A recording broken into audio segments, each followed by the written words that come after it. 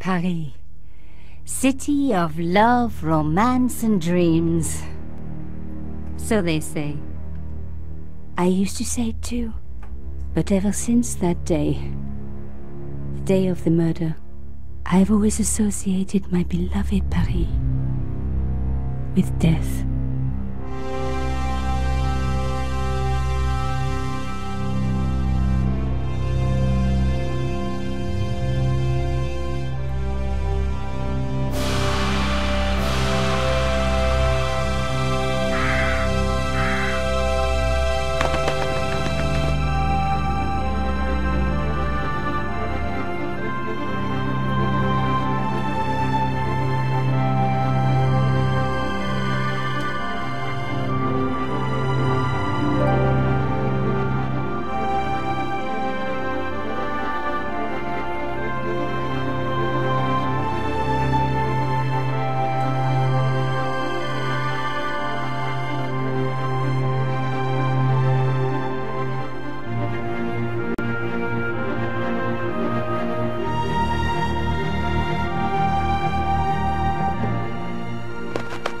I was at home having a bath when my editor called. Collard, get your ass over to the Palais Royal now. You got an interview. With Pierre Carchon. Yes, the Pierre Carchon. No photos, so leave your gear at home. He asked for you personally. Don't ask me why. Anyhow, this could be big, so if he makes a pass, don't forget. Just smile, say yes, and keep taking notes. So charming and so very apt. Pierre Carchon was a media king, a national hero, and one of the most infamous adulterers in Europe. He and his wife Imelda were just one step down from royalty. Whoa, I hate mimes, but unless you humor them, they don't go away.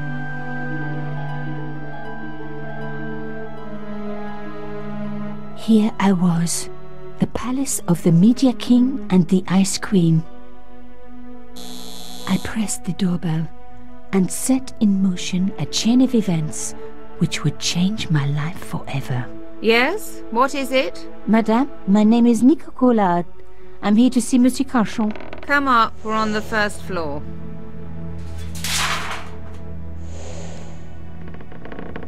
Madame Carchon, it's a pleasure to meet you. Yes, I'm sure.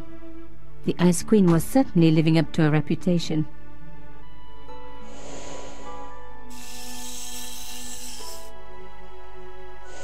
Will you be staying for the interview? Mademoiselle, I know little of my husband's business affairs, and I care even less. I certainly have no intention of watching him pore over yet another pretty little journalist. Pretty? You're too kind, madame.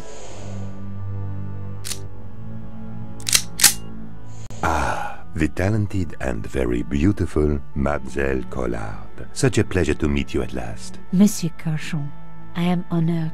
Oh, I'm sure you are. Call me Pierre, please. But I do not flatter you idly. I was a friend of your father.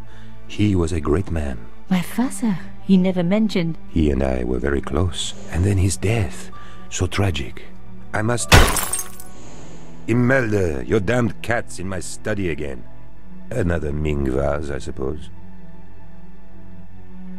Excuse me for one moment, my dear girl. You journalists are getting younger each year. Perhaps it's the rest of the world getting older, madame. That was no cat. My God! What? Monsieur Carchon!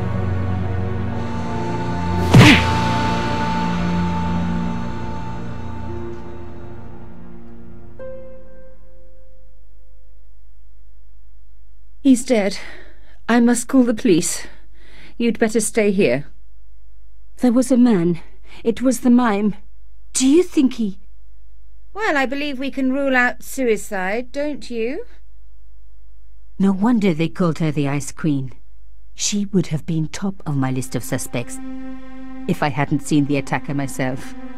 And if I hadn't come across a couple of murders just like this already. One of the most important men in Europe murdered And here was I, Nico Coulard, alone at the scene of the crime. Should I wait for the cops? Or start my own investigation? It was a no-brainer. Hi everyone and welcome to the Jinky channel, and today we're playing Broken Sword, Shadow of the Templars, the first Broken Sword. Yeah, I had the original game for Windows 95, but I tried to make the game work on Windows 7, but it doesn't work at all, so we need to change that into the remastered or whatever. And we'll be also playing the director's cut, so maybe we see some new interesting stuff, maybe not. We will see what we get. I never played this version, so totally new for me. So let's go with Broken Sword, Shadow of the Templars. Alright guys, here we are. Alright, a lot of stuff to see. Move the mouse pointer around the screen to discover images, which will be indicated, blah blah blah. Press the left mouse button to confirm the action, blah blah blah. Briefcase icon to open your inventory, diary icon to access diary, question mark to get the puzzle, hints and interface help, and spanner icon to save and restore a game and adjust settings. Yay! Found in the lower section of the screen. Alright. Lots of interesting stuff. So let's see what this guy had to do. Mimes and guns don't usually go together, but I had an idea that this was no ordinary mime. I'd come across this murderer before, and written about him. The costume killer, at least that's what I'd called him. The costume killer, It was one of my hair clips. My favorite, in fact. It must have fallen when I was knocked down. Good. No evidence. Some people hate searching corpses for clues. Me, I'm okay with it. Reminds me of an old boyfriend. Carchon had been shot. Yeah, thanks for stating the obvious. In his pocket, I found a ticket stamped Bateau de la Conciergerie. Taking the ticket meant I tampered with the evidence. There was no going back now. You didn't. I closed his eyes. It was the least I could do for the poor fellow. It doesn't help. I had closed his eyes. Rigor mortis hadn't set in yet.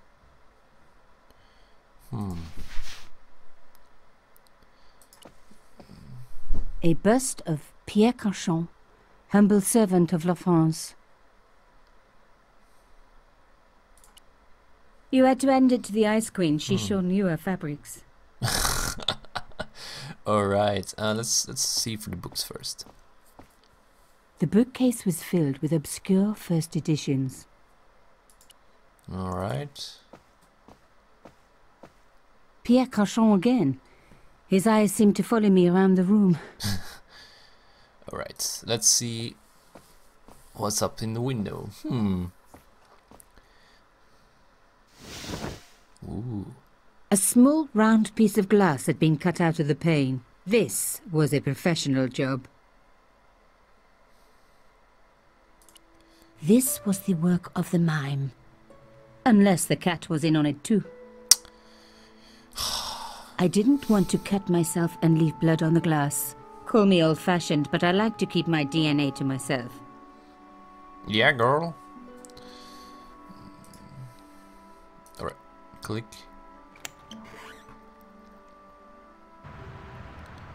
The killer must have used a ladder to reach the window. He was long gone. Guess he folded that ladder up, popped it in his pocket and took it with him. Yeah, that is what happens in these adventure games. You just pop up a ladder and put it in your pocket. Not much to see anymore here. Let's see what's out the door. The police could turn up at any minute. Somewhere there were clues to the murder, and I needed to find them.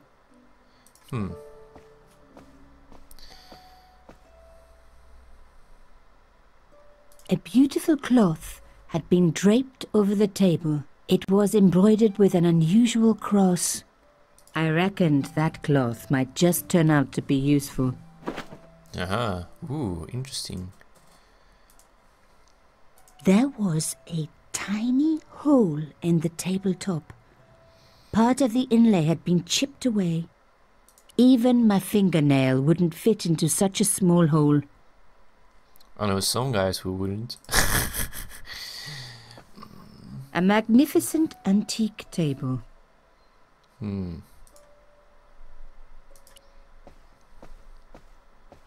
Imelda had talent, but I certainly wasn't going to tell her that.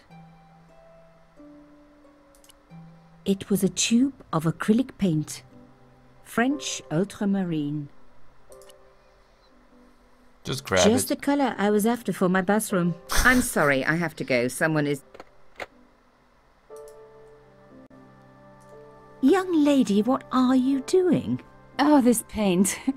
It's my favorite color. For God's sake, keep the damn stuff. Ooh.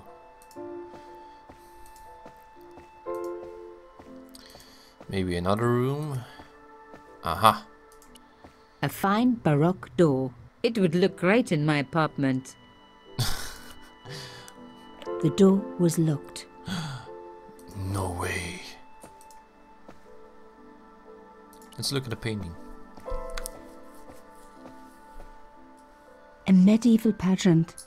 Original, no doubt. The tapestry must have cost a fortune. Definitely.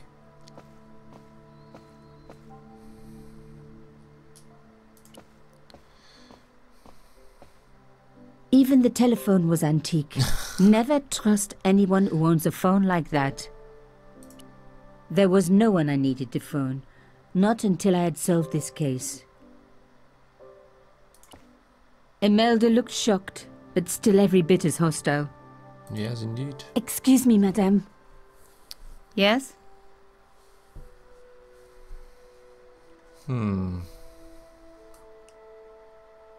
I am so sorry for your loss, madame. No, you're not. You're a journalist. Journalists don't feel sorry. Not true. We shall see. Why did your husband send for me? What did he want to discuss? I have no idea. His business was his business. He never told you anything. No, and frankly, I preferred it that way. How did your husband know my father? I have no idea. You didn't know him? Thierry Coulard? Pierre knew a lot of people I didn't know, most of them women.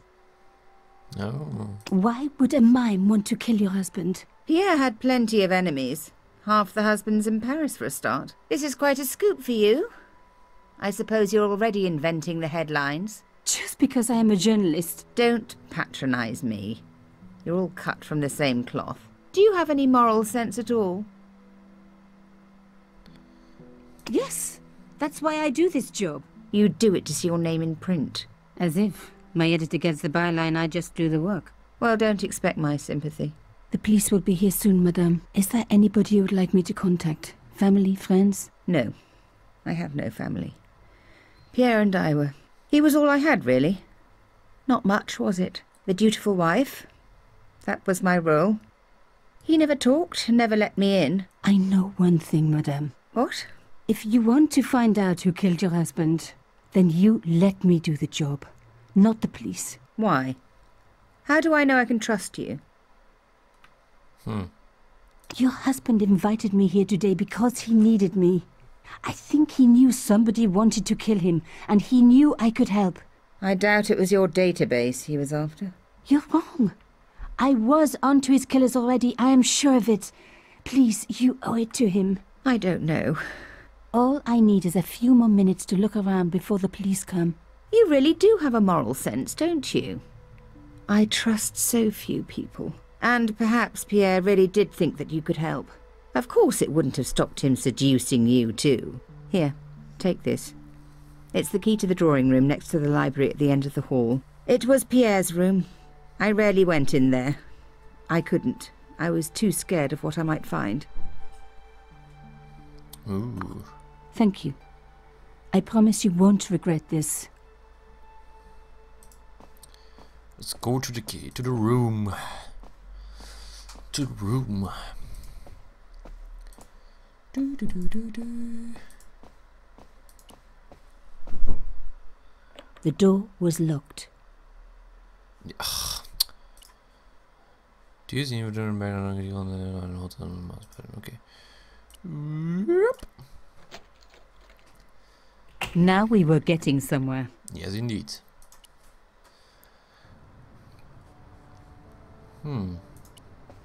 I didn't need the lights on.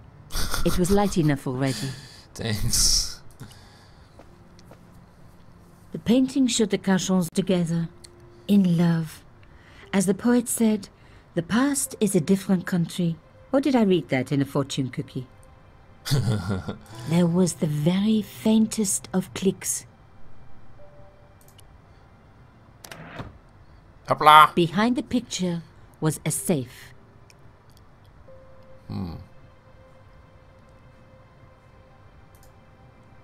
The safe was locked. I needed the key. The safe looked pretty secure. Alright, indeed. Let's see what we got on the table. As expected, the desk was yet another priceless antique. Yawn. The blotter and in tray had clearly been placed with mathematical precision. Huh. It was a sheet of blotting paper in a leather holder. Its cracked surface looked ancient, reminded me of its owner. I didn't need a sheet of blotting paper. Not while it was blank. My heart skipped a beat. It was a carved elephant. But not just any carved elephant. It had been made by my father. I knew for certain because in my apartment I had its exact twin, carved into a box he had made. So Carchon had known my father. They really must have been friends. Whoa. I decided to take the carved elephant. It clearly meant nothing to Imelda. Hehehe. Got me an elephant. Oh yeah. The in-tray, like everything else in this place, was beautiful. One day I was going to have an in-tray like that, even if I had to sell my apartment to pay for it. I didn't want to take the tray, but I knew that I could use it. Nothing else? No. Alright. More doors. The sofa was antique. For one horrible moment, I had an image of a naked Carchon wriggling around on it with a young journalist. Oh. So what's up here?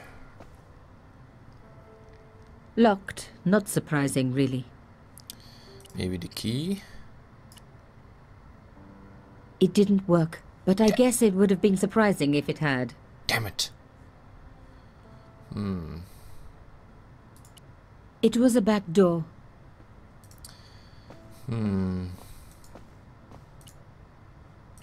Or maybe...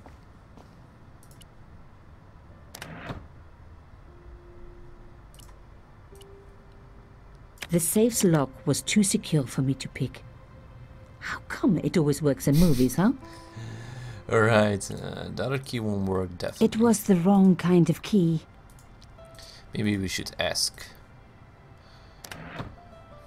Do.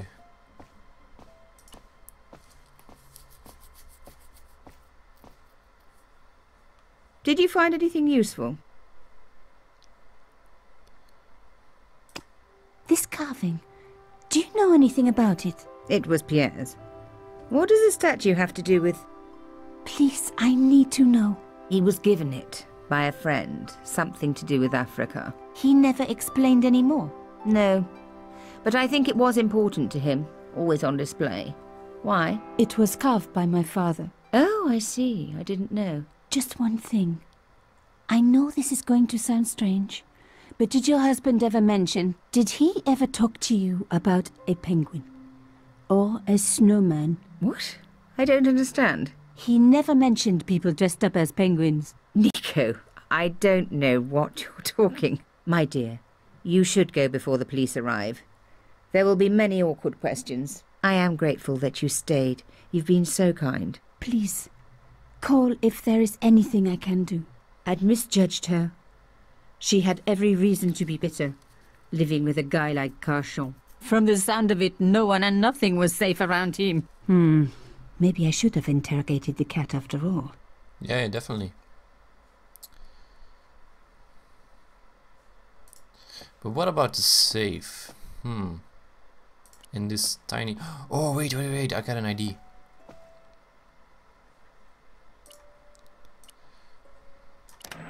Aha! Nico, you are just so damn good at this stuff. A key had been hidden in a secret compartment. A modern key. Instead of comforting Imelda, I was ransacking her flat. Why? Because there was something going on here, and I had to get answers before the cops arrived. And hey, she'd been rude to me, so she had it coming. Alright, let's go back. And that's the safe key.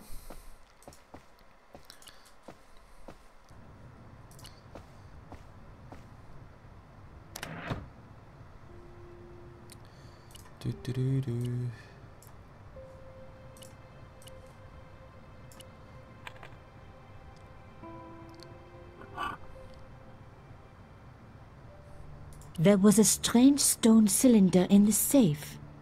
In the safe was some kind of artifact. There were strange symbols on its surface.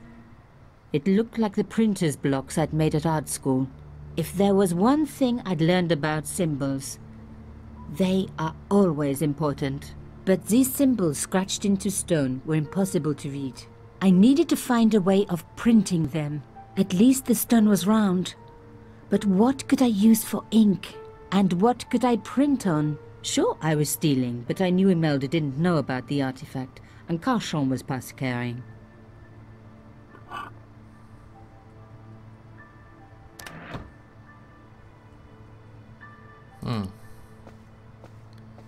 Maybe we need to do it here.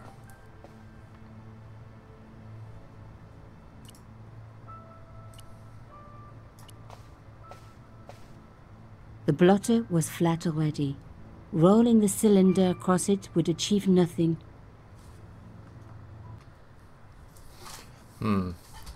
So we can keep this thing, I hope. Is there anything... The artifact was like an old printer's block, covered in symbols. Alright. I think that's it.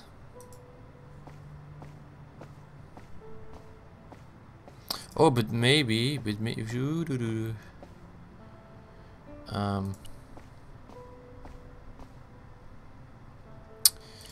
have the paint. The paint would have just soaked into the blotting paper, but the idea was good. Or maybe... Putting the paint straight on the cylinder would be too messy. The paint would go everywhere.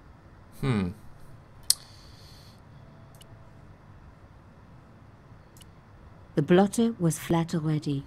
Rolling the cylinder across it would achieve nothing. Oh! No. I smeared the paint all over the cloth. When I do messy, I really like to put my heart into it. I hoped this was going to help. They don't make lace like that anymore. I wiped the paint-covered cloth over the surface of the stone cylinder. It took me right back to art class at school. And Maurice, my gorgeous art teacher. Such a shame they had to fire him. Ah well. Concentrate, Nico, concentrate. Stop blabbering. Genius. The roller know. oil paint worked just as I planned. But what did it say? It was some kind of coded message. It read, sub judice. I may not have learned a lot as a journalist, but that was a term I knew well. It means a legal case that is before the courts. Below it was a sequence of letters that made no sense. I suddenly realized there was a connection between the boat ticket and the coded message. The boat ticket was stamped Bateau de la Conciergerie. The Conciergerie on the Ile de la Cité, by the river, housed the ancient law courts. So, sub judice could, in this case, mean literally under the law courts, below the conciergerie. I was pretty sure I'd found all I could here. And besides, all this opulence was making me pine for my regular life of poverty. This was a huge story. It was also one heck of a puzzle with a lot of pieces missing. But I was going to crack it. And if I could just remember the name of that fancy prize you get for being an ace journalist, I was definitely going to win it this time. Alright.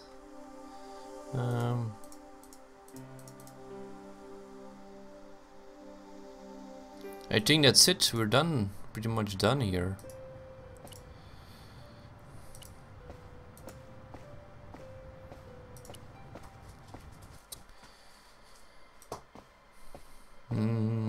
Maybe I need to ask something at her.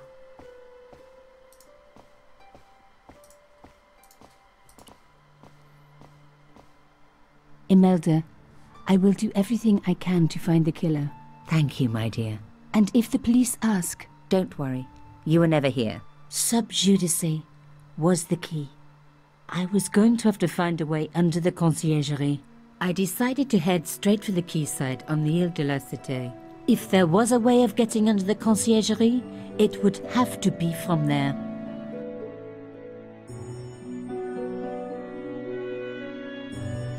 Hey guys, thanks for watching this episode of Broken Sword, Shadow of the Templars. I hope you liked it. Leave a comment, give it a like, and if you really like my channel, subscribe, and more videos are coming in. So guys, see you on the next episode of Broken Sword.